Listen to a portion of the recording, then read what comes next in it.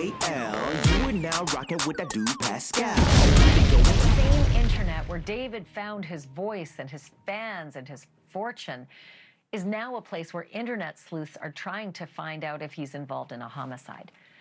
If he is not charged and he's not a suspect in his underage girlfriend's death, not yet anyway, this is all going to be really, really tough for him. But two of my favorite online sleuths have been on this story from the jump.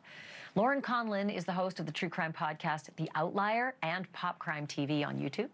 And Pascal hosts the very popular Pascal Show. Welcome to both of you. Okay, you guys, I want to play some video that TMZ obtained today, and we'd heard about it, but now we're seeing it for the first time. It's video of Celeste running towards a car that she gets into.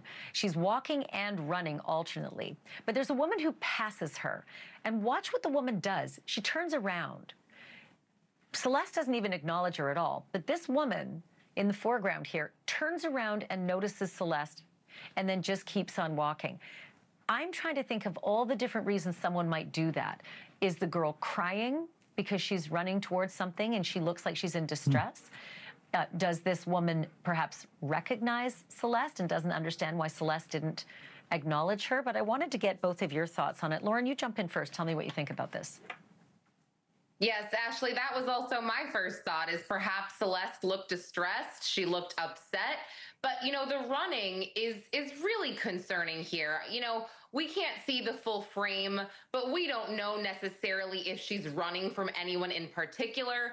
Another thing I noticed is that I didn't see a backpack or a bag that she's wearing, which I think is also really rare for a young girl to just sort of take off without her belongings. So was she in some kind of rush? Was she in trouble? It's all just incredibly heartbreaking as we see this after the fact, knowing how she met her tragic end.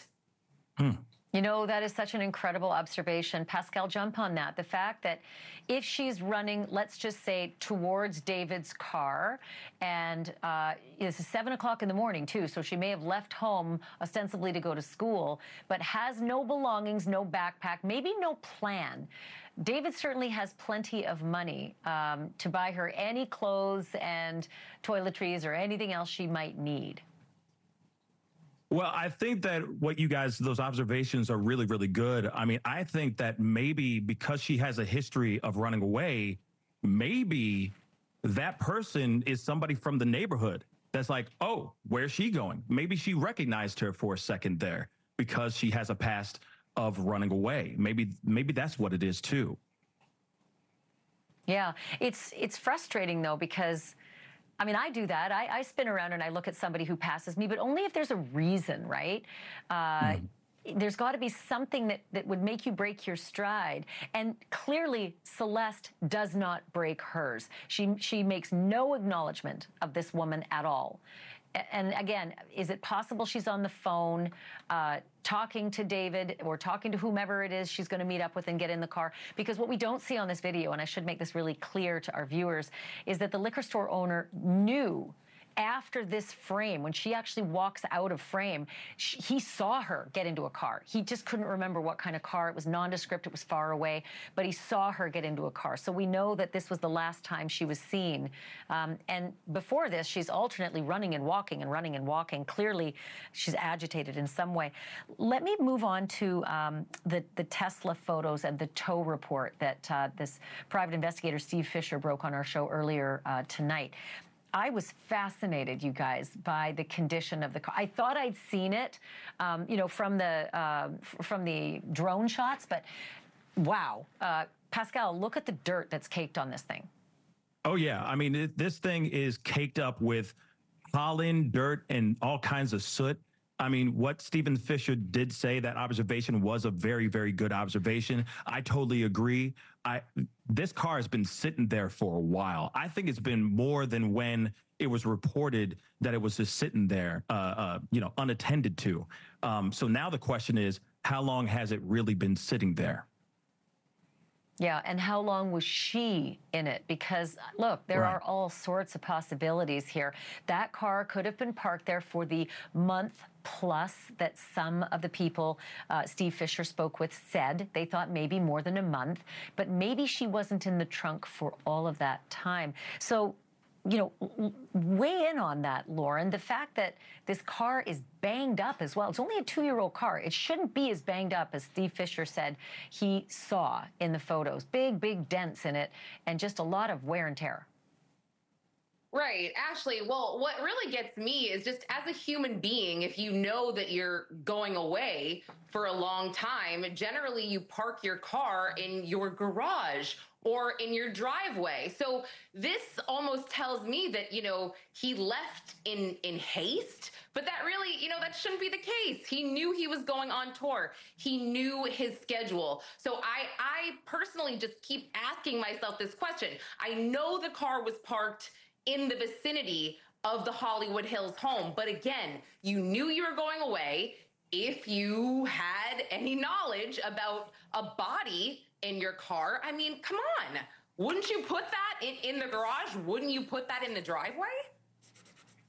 Yeah, that doesn't make any sense to me. And I'll tell you what, I don't care how much money you make, a $104,000 car is still an expensive asset. It's not something you toss around. Even if you're spending, you know, $20,000 a month for a mansion, you don't usually just forget about your $104,000 asset that's parked 150 feet away on the street, you know, one street over, especially when the manager had his Tesla in one of the garage bays. That would leave another garage bay. It's $20,000 a month mansion. There's plenty of room for cars to be parked. It's good. It's a very good observation, Lauren. All right, let's talk about the relationship, guys, because this was a huge break that TMZ made yesterday when Charlie Neff, the producer, was able to contact friends of David's and established for the first time that, yes, they knew that David was in a relationship with that young girl, Celeste. However, they thought that Celeste was 19, and they said they thought that she was a USC student. So, Lauren, you start on this one. Do you buy what they are saying? I mean, I go back and forth, Ashleigh. I watched your interview with the woman from TMZ, and, you know, you asked them really good questions. If they knew that they were a couple, and they said, yes, we knew they were a couple. But she also said that the friends didn't see any type of PDA. They didn't see any type of hugging or kissing, which, you know, that doesn't automatically make you a couple. But if you are a couple, I mean, wouldn't you kind of show a little bit of that, especially if you're out and about? So, I mean, I question, I guess, how close these people were to David. They also said that he was very gentle in nature, and he was seemingly quiet and mild-mannered, which, sure, that could be the case. Again, we've seen some nefarious people who seem like this way on the outside, but have a dark side. And again, I'm not accusing him of anything, but, you know, maybe I'm old, Ashleigh, but she does not look 19. I also don't understand how she would have multiple fake IDs. That's been reported. Look, I had a fake ID and it was very difficult to get. Again, this was a long time ago, but getting multiple, that just seems excessive. So, you know, I appreciate all of the reporting, but it's tough because nobody wants to go on the record at this point. Yeah, I'll tell you what, I have a son who's 18, and I just took him off to his freshman year of college. And I was at Parents' Weekend last weekend, and I was surrounded by all these kids, and they look the same age as she is. I mean, I know I'm many decades older, but you put some makeup and fancy clothes and heels and the Chanel bag and all the rest, and I could absolutely see Celeste being able to pass herself off as 19. I will say this, once when I was younger, 14, and I've never said this on TV before. People are probably going to get really mad at me. I was 14, and I went into a liquor store with makeup and heels, and I bought a bottle of Bailey's Irish Cream at age 14.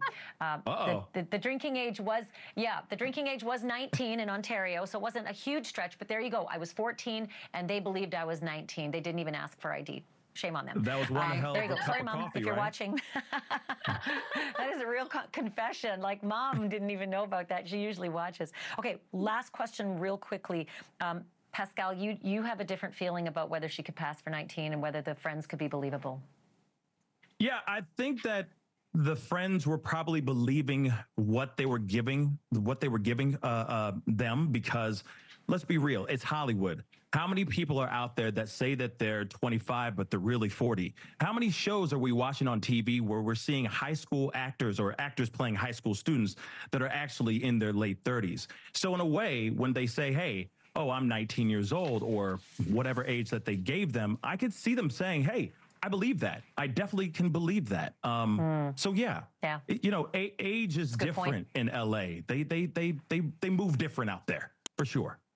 It makes sense. I'm going to go on the record again. I was 14 back then. I'm 57 now. I do not hide my age at all. I think it makes me wiser. Lauren, Conlon, Pascal, good to have you guys. Looking forward to the next time. Thanks for this. Thanks for having me. Thank you. Pascal, you are now rocking with that dude Pascal. We be going wild.